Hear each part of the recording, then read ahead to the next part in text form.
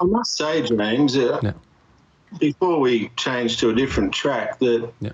my 24-hour experience without any junk food media has been an incredibly positive one. I've been back out in the garden. I've been noticing small things like my dog and I are forming a closer bond even after only 24 hours.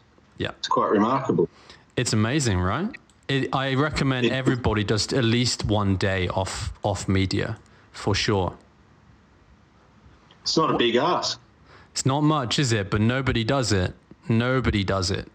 And because nobody thinks there's any need. But how do you feel like right now? Can you like try to explain like how you feel after being off media for 24 hours? Like, Sure. I feel that I'm far more present. That's the first thing I noticed, is that I feel like I'm back in my own skin. I'm no longer chasing imaginary, I don't know what you'd call them, but thoughts in my head that are prompted by other people's media use and my own media use. You get really bogged down in what other people think of you and what you think of other people. And when you cut that off, you're back in the real world again. And like I said, I'm noticing things for the first time in a long time, months, years even.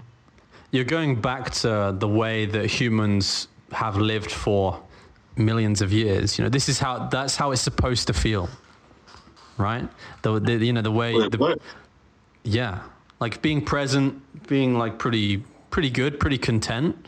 That's kind of how you're supposed to feel. That's how our hunter-gatherer ancestors would have felt.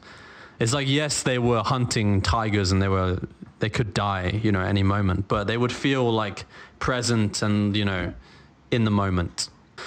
Even my memory, James, I've been trying to function at a level where I'm teaching photography and running a few meetings in town, and I was having trouble with my memory, and in just 24 hours, my memory has come back in quite a flood and quite a wonderful way.